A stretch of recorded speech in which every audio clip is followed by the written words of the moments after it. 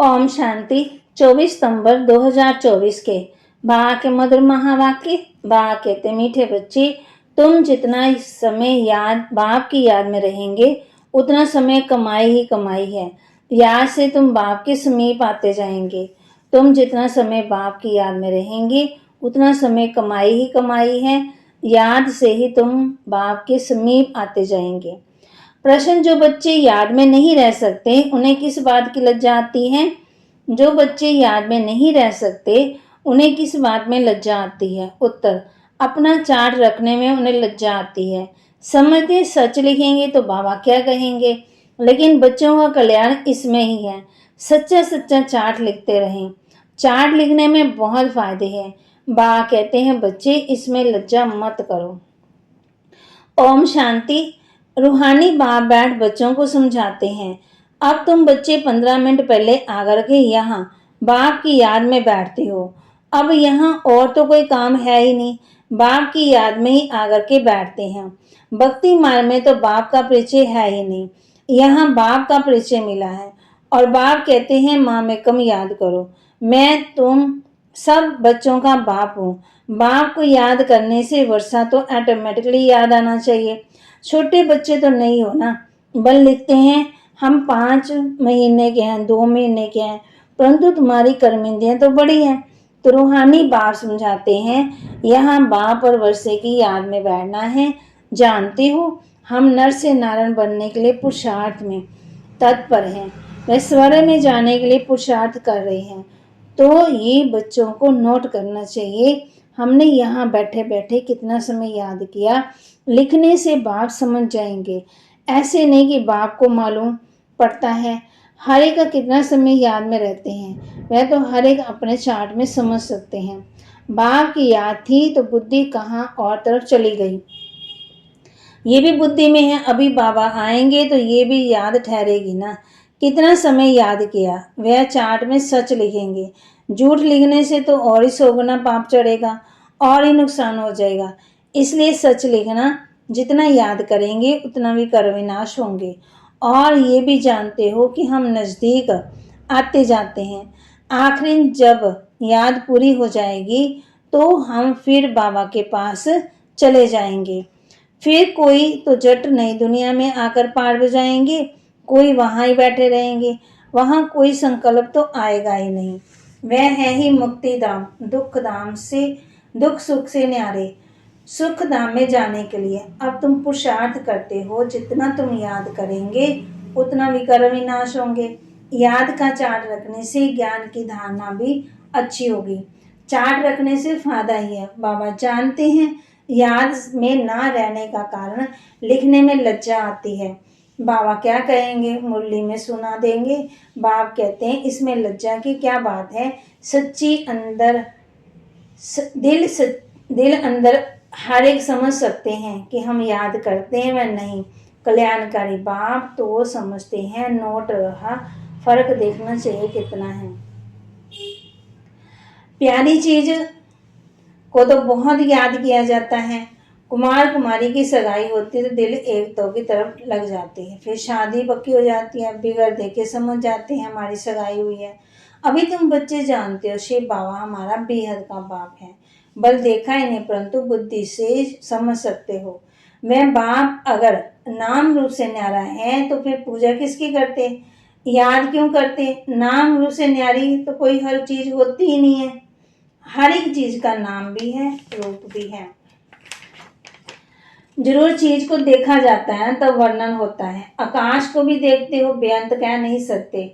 भक्ति मान में भगवान को याद करते, हे भगवान, तो बेअंत थोड़ी कहेंगे। हे भगवान कहने से जट उनकी बुद्धि आती है, याद आती है। जरूर कोई चीज है, आत्मा को भी जाना चाहता है। सब आत्माओं का एक ही बाप होता है, उनको ही जाना जाता है। तुम बच्चे जानते हो बाप आकर के पढ़ाते भी हैं। आगे ये मालूम नहीं था कि पढ़ाते भी हैं। श्री कृष्ण का नाम डाल दिया। श्री कृष्ण तो इन आंखों से देखने में आता, उनके लिए तो बेअंत नाम रूप से न्यारा कह न सके। श्री कृष्ण तो कभी कहेंगे ही नहीं कि माँ में कम याद करो, वह तो सम्मुख है, उनको बाबा भी नहीं कहेंगे। माताएं तो श्री कृष्ण को बच्चा समझ गोद में उठाती हैं। जन्माष्टमी पर छोटे कृष्ण को झुलाएंगे, वह सदा छोटा ही है। फिर रास विलास भी करते हैं, तो जरूर थोड़ा बड़ा हुआ, फिर उनसे बड़ा हुआ, फिर क्या हुआ, कहाँ गया, किसी को पता ही नहीं है। सदा शरीर, छोटा शरीर तो नहीं होगा ना, कुछ भी ख्याल नहीं चलते। ये पूजा आदि की रस्म चली आती है, ज्ञान तो कोई में नहीं है। दिखाते हैं श्री कृष्ण ने कंस में जन्म लिया। श्री कृष्ण ने कंसपुरी में जन्म लिया। अब कंसपुरी की तो बात ही नहीं है। बाप हम बच्चों को समझाते, कोई का भी विचार नहीं चलता है। भक्त लोग तो कहेंगे श्री कृष्ण हाजिरा हजूर है, फिर उनको स्नान भी कराते, लिखलाते भी हैं। अब वह खाता तो नहीं है, रखते तो मूर्ति के सामने और खुद ही खा लेते हैं। ये भी भक्ति मार्ग हुआ। श्रीनाथ जी पर इतना भोग लगाते हैं, वह खाता नहीं है, खुद ही खा लेते हैं, खुद ही देवियां बनाते, उनकी पूजा कर फिर डुबो देते, जेवर आदि भी डुबोते, फिर उतार लेते। तो जिसको जो हाथ में आया वो उठा लिया। देवियों की ज्यादा पूजा होती है, लक्ष्मी और दुर्गा दोनों की मूर्तियां बनाते। बड़ी अम्मा भी यहाँ बैठी है, जिसको ब्रह्मपुत्रा भी कहते। समझेंगे ना कि इस जन्म में और भविष्य में पूजा की बात कर ना सके। कितना वंडरफुल ड्रामा है। ऐसी ऐसी बातें शास्त्रों में हो ना सके।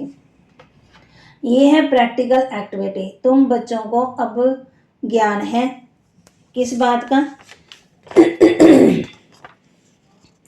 समझते हो, सबसे जास्ती चित्र बनाए हैं आत्मा के। अब रुद्र ज्ञान जग रचते हैं, लाखों शालिग्राम है। तो हम बच्चों को कहते हैं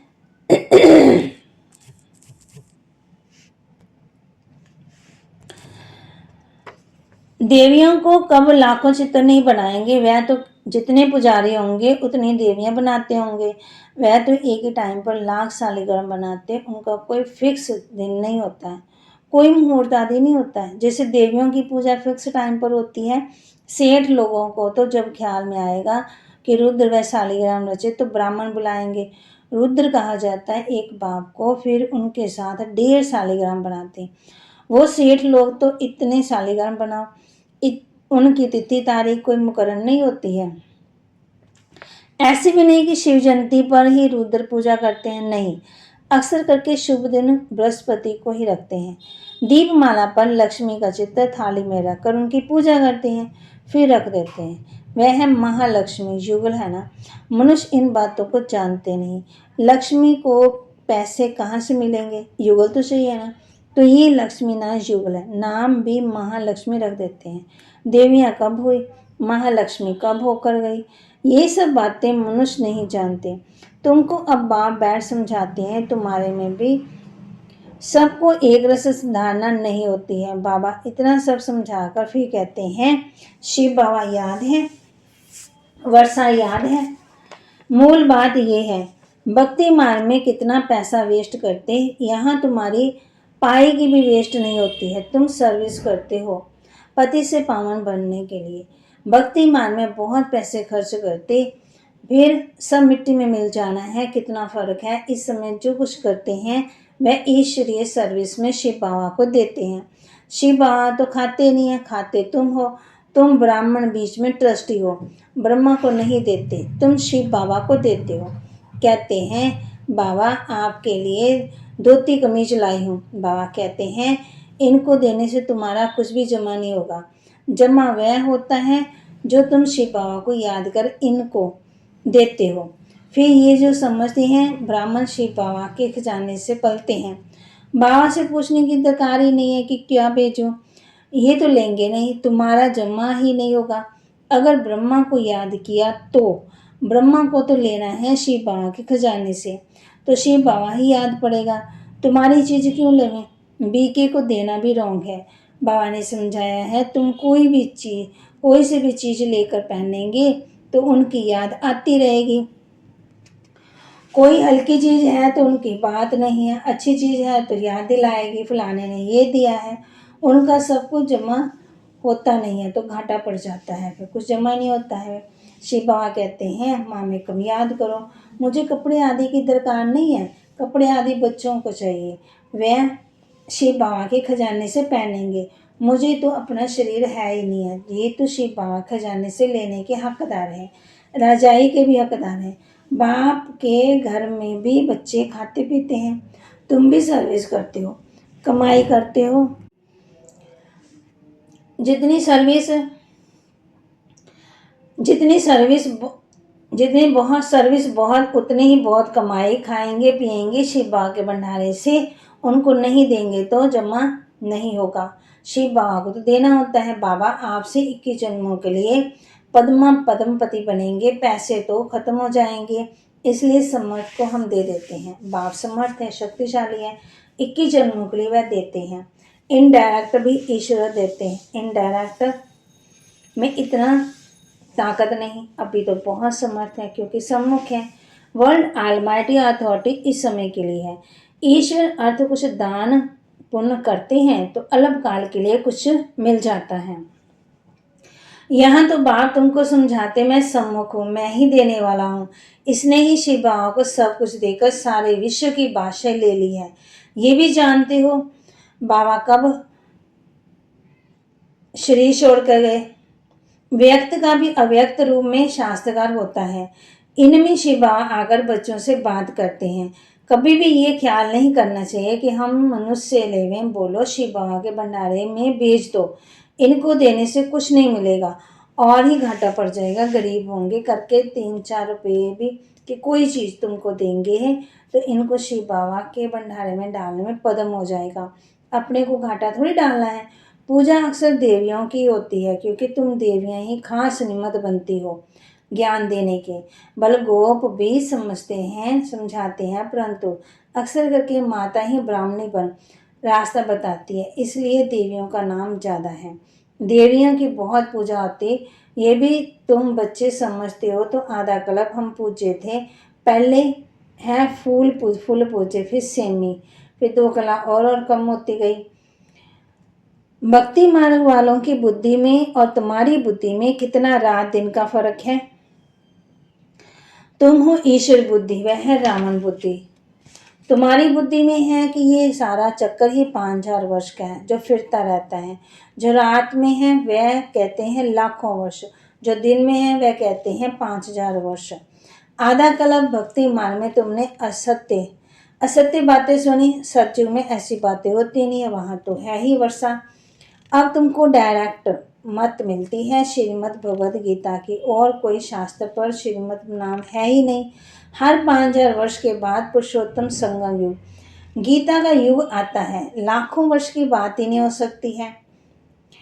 कभी भी कोई आए तो ले जाओ संगम पर। बेहद के बाप ने रचयिता अर्थात रचना और अपना रचना का सारा परिचय दिया है, फिर भी कहते हैं अच्छा बाप को याद करो। और कुछ धारणा नहीं कर सकते तो अपने को आत्मा समझ बाप को याद करो। पवित्र तो बनना ही है। बाहर से वर्षा लेते हो तो दैवी गुण भी धारण करने हैं। अच्छा, मीठे मीठे सिक्के लदे बच्चों प्रति माता पिता बाप दादा का याद प्यार और गुड मॉर्निंग। रूहानी बाप की रूहानी बच्चों को नमस्ते। रूहानी बच्चों की रूहानी बाप दादा को दिलवा जान सिकवा प्रेम से नमस्ते। 21 जन्मों के लिए पद्मों की कमाई जमा करने के लिए डायरेक्ट ईश्वरी सेवा में सब कुछ सफल करना है। ट्रस्टी बनो, शिव बाबा के नाम पर सेवा करनी है। 21 जन्मों के लिए पद्मों की कमाई जमा करने के लिए डायरेक्ट ईश्वरी सेवा में सब कुछ सफल करना है। ट्रस्टी बन शिव बाबा के नाम पर सेवा करनी है। याद में कितना समय बैठते उतना समय बुद्धि कहाँ कहाँ गई ये चेक करना है। अपना सच्चा पोता मेल रखना है। नर से नारायण बनने के लिए बाप और वर्षे की याद में रहना है। वरदान, वे स्मृति की दुनिया से निकल स्मृति स्वरूप रहे। हीरो पार बजाने वाले विशेष आत्मा भव। विशेष आत्मा कौन है? वे स्मृति की दुनिया से निकल स्मृति स्वरूप रहे। हीरो पाठ बजाने वाले विशेष आत्मा भव। ये संगम युग स्मृति का युग है और कलयुग भी स्मृति का युग। आप सब भी स्मृति की दुनिया से निकल आए हो। जो स्मृति स्वरूप है वही हीरो पाठ बजाने वाली आत्मा है। आत्मा है तो इस समय डबल हीरो है।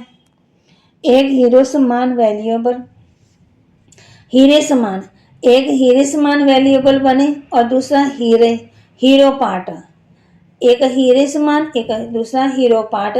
तो यही दिल का गीत सदा बजता रहे कि वाह मेरा श्रेष्ठ भाग्य।